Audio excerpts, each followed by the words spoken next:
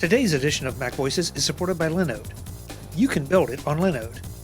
Get started today with $100 in free credit for MacVoices listeners and viewers at linode.com/MacVoices. Welcome to MacVoices.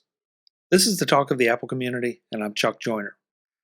This is part 2 in a conversation with the Apple CIDER Mac user group and Adam Engst of TidBITS about Apple's recent announcements and some Q&A from the group and a whole lot more. So let's just get right back to the discussion. So Chuck, what about the MagSafe stuff? I thought that was brilliant. You know, I've heard a lot of talk about the MagSafe. I mean, to me, it's like, okay, they identified a problem that I first of all, I'll tell you right now, I've never understood the chargers you just lay down on the table and then lay it down. Well, not that, but you know, I don't want to have to lean over my phone to see what's going on. You know, so from day one, the only chargers I would buy were the ones that, you know, would angle the phone towards you. And so that gives you a better chance of hitting the sweet spot for the charging. But this is brilliant because it's sort of a little like the Apple Watch. You know, you can feel when the charger slides into, or the watch, depending on which direction you're going, slides right into the sweet spot and is fully charging. And so, you know, and then they took it a couple steps further and did some things. I don't know about you, but you know, this is my iPhone, and inside the case is a metal plate so that I can stick it on a dash mount. Now I don't think I'm going to have to do that. Yeah. So I don't know how to pronounce it. Sashi. Apparently, Soshi already announced a car mount for it, because of course it's just a magnet, right? In that regard. Yeah. But yes, I mean, it's great to be able to just slap your phone on a magnetic car mount. The MagSafe charging I find fascinating, partly because, well, it solves, if you think about it, it solves the entire problem Apple couldn't fix with AirPower. That power mat, you know, like the multi-device power mat they were going to do, and they literally had to give up because, well, put simply, physics is a bitch. Sometimes you can't break those laws. But the problem was always how to deal with the positioning. If you could put your devices anywhere on the mat, then it got very, very hard to deal with heat and all sorts of other interactions between the devices. But when you've got MagSafe, you put your thing down and it snaps into the exact perfect spot. There's no positioning problem at all. So it works with the Qi charging that we've got now. And then if you have a MagSafe specific charger, it actually is a 15-watt charger, so it'll charge faster. Qi charging, it supports only up to 7.5 watts with the new iPhone 12s. And again, across the board, you know, this is, I think one of the brilliant parts of this announcement was all 4 of these phones share much more in common than they are different. That you know, things like MagSafe and 5G, they're not cutting corners. All of them have it. And it takes a little bit, and boy, this could take us down a whole other avenue, but it takes a little bit out of the sting of not having a charging cable in the box. Well, there's a charging cable. There's not a charger. Yes, charger. Yes, charger. Okay, so this, I have to say, I'm a little annoyed at Apple because they did something which is absolutely correct. They should have done it, and they should have done it a little differently. What they did is they took the little boxy charger that you plug into the wall and the earpods, the lightning-based earpods that used to ship with every iPhone, and they got rid of them. They're not in the box anymore. Now, this is a great idea in many ways because how many of those little boxy chargers do you have? I probably have 10 of them. You know, I really don't need any more. And you can even get much better chargers if you want. You can also charge your iPhone from your Mac in a USB port, things like that. So really, we didn't need more chargers. And the same with the earpods. You know, you've got a set you like. You probably don't need another set of earpods. You prefer a third-party one. You prefer your wireless AirPods, whatever. Get rid of them. Stop making them. Stop creating electronic junk that we all have to have in our houses and then have in our landfills. I thought this was really fascinating. Well, first of all, the best part was they had the VP in charge of this, named Lisa Jackson, on the roof of Apple Park. She looked a little nervous, I have to say. I wondered if that was like CG or a green screen until Nope. I saw her hair blowing, Yep. and then Yep. the camera pulled away and showed her standing there. Yep. And we're thinking, wow, they did a really good job of getting rid of the wind noise, because she's on top of this building. It's a really big building. But the other thing that she said that I thought was really fascinating was by eliminating those two pieces, they were able to redesign the box that the iPhone comes in now, the iPhone 12 boxes, to make them 70% smaller, which 70% smaller means, or I shouldn't say that. They redesigned them so they can fit 70% more of them on a pallet. That's the way to phrase it. But what that means is that it's much more efficient to ship these things. Right. It saves Apple money. It saves, on the environmental side of things. I mean, they ship, tens and millions of these things. So it's, it actually saves actual on the carbon on the transportation side of things. It is a total win-win. And it saves Apple money making them and, making and shipping all that. The only thing it doesn't do is save us any money. The customer doesn't actually win in this. Now, They didn't have to raise the price. They didn't. And to be fair, they did drop the price of the earpods by $10. So they used to be $29, now they're $19. So if you want to buy a pair of earpods, the wired earbuds, you can save $10. So that's nice. So that was good. But yeah, it felt a little, I don't know, a little self-serving. Like, I mean, yes, we all want the environmental side of it too, but Apple could have been environmentally conscious and nice to their customers at the same time. Now, again, to be fair, you have to get that money. I mean, the amount of money Apple puts into the environment is insane, and this is partly where they're getting it. So, it comes out in the wash, I guess. One thing with the MagSafe charger, it almost leads a little more credence to the thought that the next iPhone won't have any ports on it because you don't need to plug a charger in anymore. Not inconceivable. I want to jump in here. Steve, on that point, I thought it was very interesting when they were talking about the iPhone 12 Pros and Pro Max's capabilities. If you, especially video, not just the still photography, but the video, if you looked, there was an adapter plugged in to each one of those that they were showing that then let the video go out to someplace. So I wouldn't be surprised if we start seeing like something next time around, call it the iPhone 13. If the iPhone 13 has no ports, but the iPhone 13 Pro and iPhone 13 Pro Max have that port. Or actually have USB-C. Yes, to truly differentiate it as a Pro device intended for pros. Because if you're shooting, I mean the level of video these things can shoot, it's just amazing. But you're shooting that kind of video, even a 512 gig device, you're gonna chew up that space pretty quickly. So yes, they're going to want to at least be able to dump stuff off much more quickly than you could via wireless in many cases. The other change that might upset some people is, yes, there's a power cord, charging cord in the box, but it's Lightning to USB-C. Yeah. So if you have an old Mac, now you got to get an adapter. But if you have a new Mac, you don't need the adapter.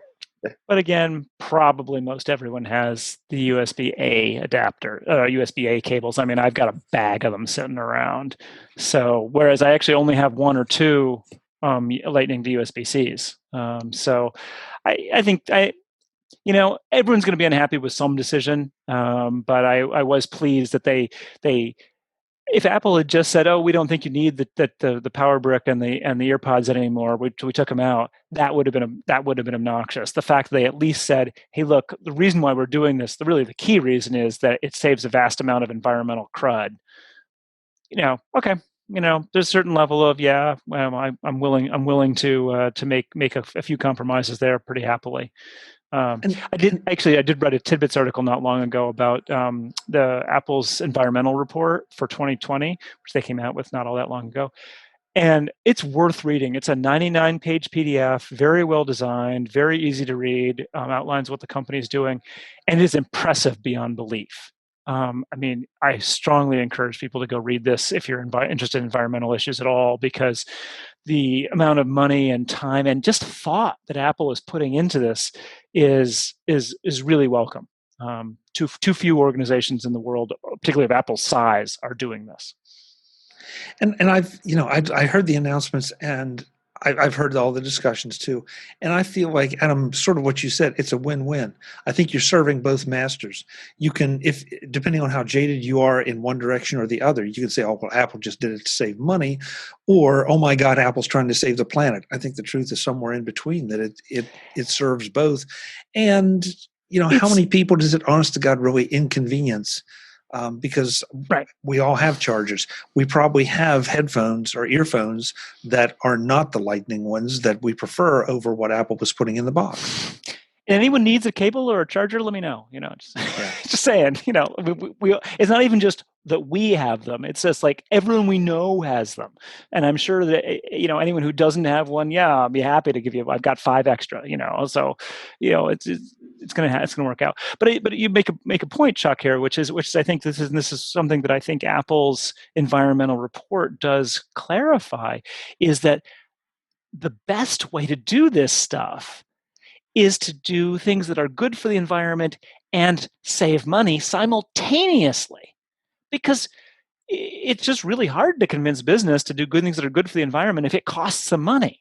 But if you can say, hey, if you do this green thing and it's going to save you money in the long run, that's a much easier decision for the bean counters to make, who couldn't care less about the environment, while the people who care about the environment, know that they aren't going to get it passed if it has too high a cost. So one thing that the rumors didn't get right is it doesn't look like it's a braided cable in the box from the pictures. I have so many more frayed cables than I do good working cables that I could use another cable. They do seem to wear out. I'm always a little surprised by that. I was like, really, why does it wear out? But yeah. I don't have any of the fancy braided cables because I have so many of them, and when one wears out, I throw it away and just pull a new one out of my box. But well, what we find a lot in our stores, people don't realize that has a warranty on it too, 1-year warranty from the original purchase. So if it's less than a year, and if you have Apple Care, it's covered by Apple Care. So don't just throw them out, get another one. Yeah, and put a little tag on as to which one you bought when. That'll help you identify. So there's a couple more things about MagSafe that I wanted to comment on, though. Apple said there's 2 sensors in there. There's a magnetometer and an NFC chip, near-field communication. And I don't quite know what those are for yet. But the company was really clear about how this is an ecosystem of accessories. And so I'm really wondering if there's going to be a little bit more capabilities that things can have when you're connected via MagSafe. That who knows what. I mean, I don't quite know what it will enable. But it was an interesting announcement for Apple to make, that it wasn't just, we've got this magnet here. It's on the tech specs I just read there. They call it an Accessory Identification Nfc. So when you plug in an accessory, it will tell if it's made for iPhone and will work or not. Now that you're not plugging things in, you still have to pay that MFI tax as a manufacturer. It's an MFI tax, but it's also it also probably is a bit of a security thing. Yeah, because Apple then knows who's touching the iPhone. I mean, obviously anyone can make the Magnety thing, but if you can't authenticate yourself, that might be making a difference. The other thing I have to say is, I have one of the wallet cases that holds a couple of cards in the back, and I really like this. Although these days I go out so little, I feel sort of silly having my driver's license and credit card with me at all times in the house. And so one of the things that Apple has, and I'm sure there'll be a bazillion of these, is a card wallet that just slaps on the back. It's magnets, and it just slaps on the back. We hope it doesn't erase mag stripes. I mean, it's a little bit of a question there, but nonetheless, I would love that. I mean, that strikes me as the best of both worlds, where it's something that when you leave the house, just like you'd grab a wallet, You could just slap this thing on the back of your phone and have it all in one piece again, without having to be carrying it around with you all the time in your house. So, but in any event, I'm really looking forward to see what happens with MagSafe. Even Apple mentioned how Belkin was going to be producing chargers for it pretty soon. So I think it's going to be super popular with the accessory crowd. Today's edition of MacVoices is supported by Linode.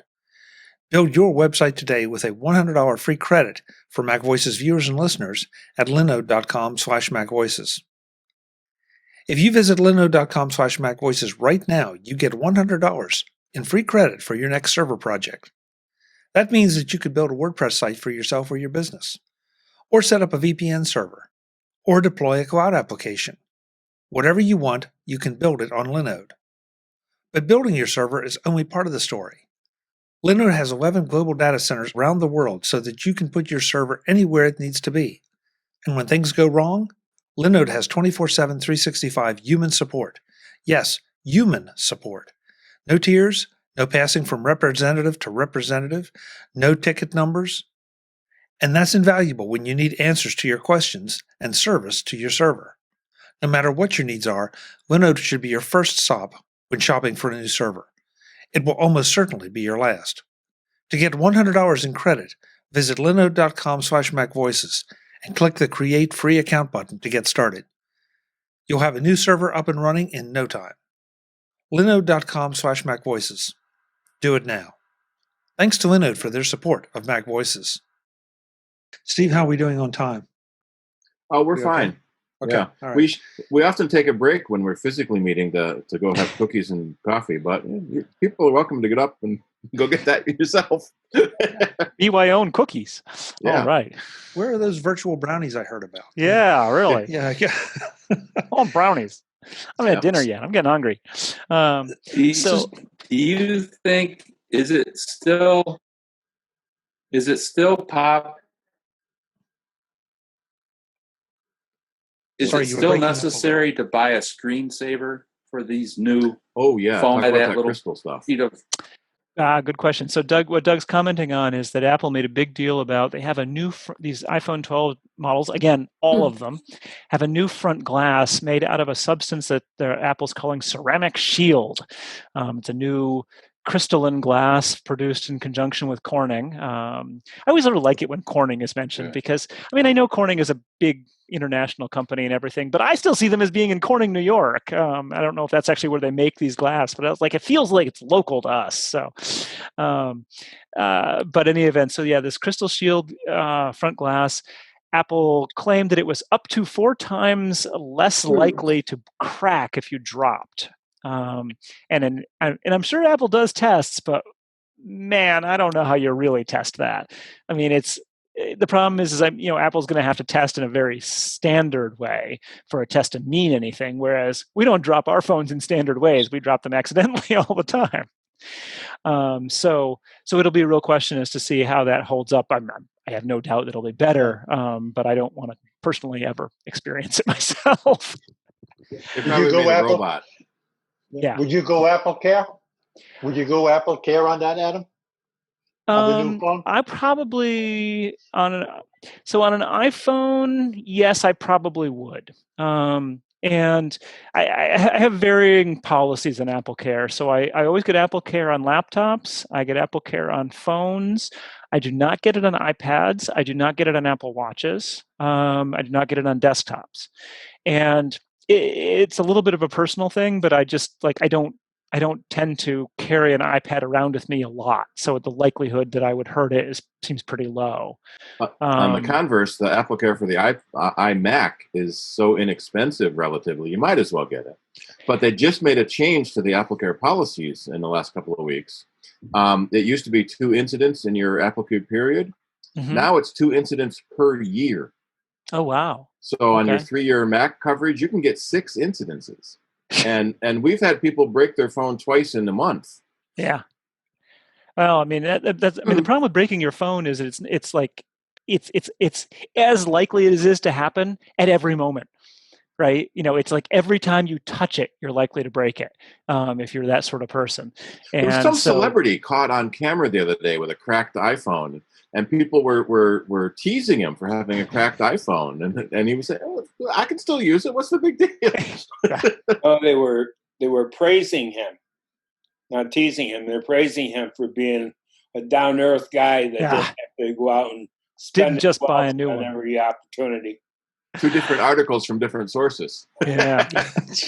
So the other thing that I would like to note is that the huge change in this, and I'm super happy about, is Apple went back to the squared off flat edges of the in the industrial design, which we haven't seen again since that first generation Apple iPhone SE, and I loved those flattened edges. I mean, and Apple has moved there with the iPad Pro and the most recent iPad Air. But it's just, they're so much easier to hold on to. That the really curvy edges that they've had for so long. The only reason I never had a case until I got this until Apple went to these smooth round edges, and because they're just so much harder to hold on to. You get a little bit of even just the chamfered edge that they put on the square, on the flat butts, makes it a whole lot easier. So I think that's going to be a good thing, and might not need a case for every day because you feel less likely to drop it. Adam, do you think that's the result of Johnny Ive not being there, just to thin out the edge? I really don't know, but I do feel like, I kind of felt like I don't want to say he was phoning it in because that's not right. I felt like there was more attention being paid to form than function, particularly towards the end. And, I mean, yes, I love the look of all my Apple devices too, but it's got to work. And, there's some things like, not being able to change out RAM and 21-inch iMacs, like, oh, come on, that's just so annoying. And making the curvy edges or making them be slippery. There's been also different types of materials Apple's used over the years that have been more slippery. And hockey puck mouse. Yeah, well, enough said. I mean, come on, the hockey puck mouse. Yeah, really. So, right. But I do feel like there's a little bit of a change there, but I don't know if I don't know enough I don't have any inside information as to say whether that's really the case or not. It feels like you have to ask the question, given the change in iPad design, change in now phone design. What else are we going to see that maybe is not as quite as sleek as before, but seems to be a lot more serviceable and a lot more usable? Yeah, so, we can hope. Yeah, function needs to roll there too. Yeah. So, Adam, how do you feel? And I mean, we've been talking obviously mainly about the iPhone 12, but Apple has a nice stable of iPhones of all descriptions and sizes, and most importantly, price points. Yes. And I think this is really, really good because now just about anybody, I mean, if the economics are a challenge, you can still get into the iPhone ecosystem. Yeah. So this was interesting because I actually built a table for the article we did about this, covering the different prices. And it is fascinating. I was working so hard yesterday. I missed the iPhone 11, which is still in the lineup for a little while. But you got the iPhone SE at $399, the iPhone XR 10R at $499, the iPhone 11 at $599, the iPhone 12 Mini at $699 with an asterisk. We'll get back to the asterisk. The iPhone 12 at $799, and those are all 64 gig. So it's this even ramp up. Just all the way across the board, which is really nice. And I have to say, I'm glad to see the SE. I am actually pretty fond of that iPhone SE at $399. I think that's a nice little phone for a really competitive price. I mean, that's exactly what Tanya got, and she loves it. Has a current processor, all that kind of stuff. So the asterisk is the question. I do not. I mean, maybe Steve's heard something here, but basically, there's a $30 tax if you're not an AT&T or Verizon customer. with an iPhone 12 or 12 mini. They are either $699 or $729 or $799 and $829. And I mean, there must have been some deal with AT&T and Verizon to have this $30 discount, but it feels a little sneaky on Apple's part to be advertising a price that you only get if you're also an AT&T or Verizon customer. Any word on that, Steve? I haven't heard anything about that. Yeah, no. it's just weird. But I was just looking at maxing out the price. Yeah, iPhone 12 Pro Max with the 512 storage is only $13.99. Yeah, it's actually not, and it's not that insane. I mean, one of the things that looking at the chart that I brought home was you can really kind of zero. I mean, you really go from $399 to $13.99, and so if as long as you're in that realm, you can probably find a phone that's going to really meet your needs. They have a lot of options in there. I was also really happy with the storage options.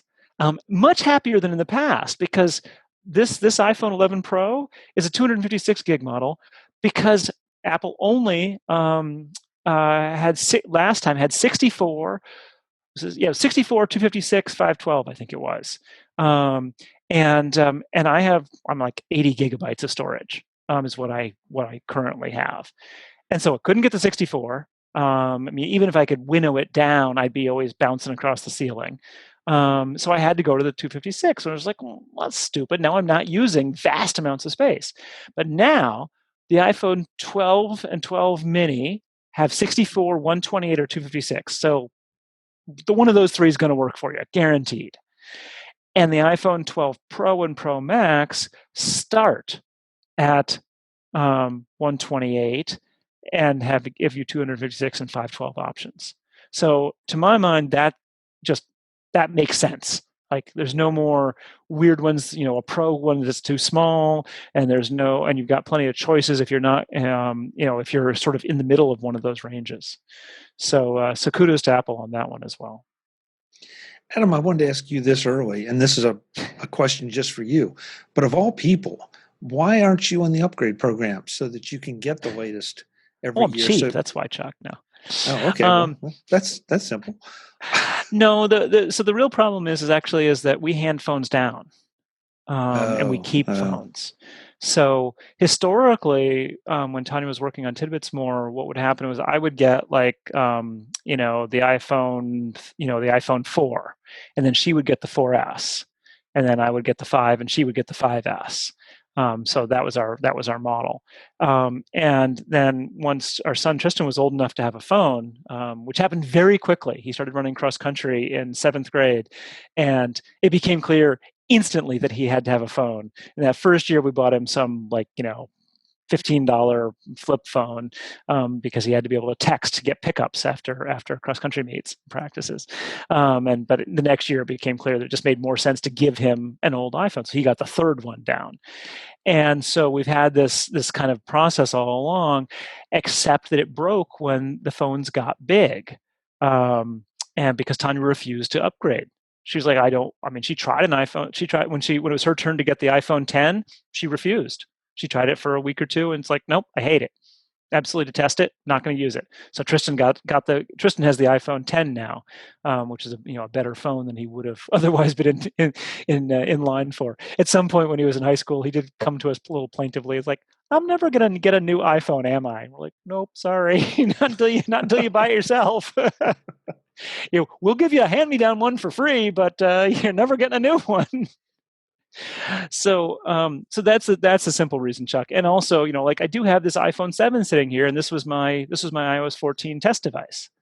So, it's worth something to me to have old phones around, either running old versions of the operating system sometimes, or being able to use them as test devices. So, your question is actually entirely reasonable, and I've thought, maybe now that Tanya's not quite in the upgrade scenario so much, and Tristan's 21 and will be buying his own iPhone soon and all that, maybe with the next one or two, I would actually do that.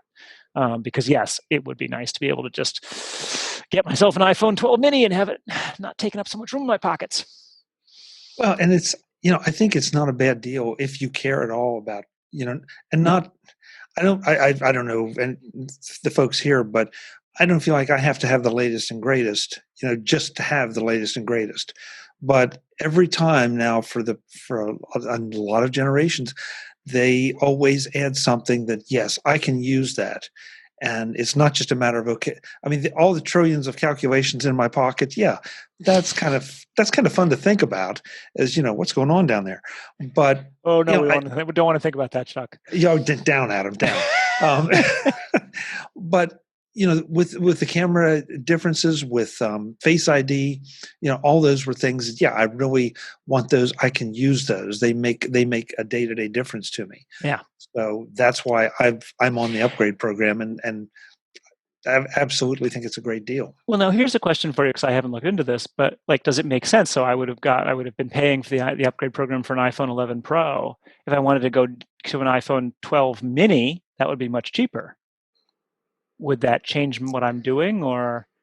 It's a great question, and I don't know that I've seen that addressed anywhere. Yeah, because I haven't seen any information on giving me a chart of, okay, I have an 11 Pro. I'm probably going to go with the 12 Pro Max. What's going to be my differential? Right. Are you going to have to pay more? I mean, it all makes sense that you would have to, but sure. I've never heard about that changing. So anyway, good question for that program. I mean, in some ways, it gets back to this whole concept of renting everything, right? I mean, you can do it with cars now, where you just I'm paying you, X $100 a month, and I have a car. And, and I can, I'm tired of this car. I want a different car. You can do that. I mean, within certain realms. But, I mean, if you just see these things as ongoing expenses rather than as objects that you invest in and then, amortize over time, it's not an incorrect way about looking at it. It's just a different way. Yeah. Some of it's because the things have gotten so expensive. Your car payment used to be $300 a month, and you owned the car. Yeah. Now suddenly you lease it for $300 a month, and you don't own the car, because to buy it would be $500 a month. Yeah. Same thing on phones. People were complaining when the first phone started hitting $1,000 or more. Well, not people, the pundits and the press. Well, the people were too, but well, people are seeing $20 a month. Well, I got $20 a month. I'll get the new phone. Yeah. Well, and it was. I mean, for so long we were deceived by all the carrier contracts. Yeah. The phones cost $200, and you needed the carrier contract anyway. So it wasn't as though you could get away without having a contract. So you didn't. It just seemed like the phones got more expensive. I mean, realistically, I guess the carrier contracts got cheaper, and when they unbundled the phones, but I don't know. It somehow didn't feel like that. Yeah, but you could get away with just using an iPod Touch and not getting the phone. And then you didn't have a contract. You were a diehard, weren't you? Wow. Wow. That's the second part of our conversation with the Apple CIDER Mac user group and Adam Engst of TidBITS. Part 3 coming up, the final part, where we answer some of the group's questions and talk about what the future might hold in the way of Macintosh announcements. Next time on MacVoices. I hope you'll join us. Thanks for watching. Visit MacVoices.com for show notes and to connect with Chuck on social media. Get involved in our Facebook group or like our Facebook page, and get more out of your Apple tech with MacVoices magazine, free on Flipboard and on the web. And if you find value in it all, consider supporting us through either our Patreon campaign at patreon.com/MacVoices, or by making a one-time donation via the PayPal link on our front page and in the show notes of each episode. You will join these fine people who help bring you Mac Voices.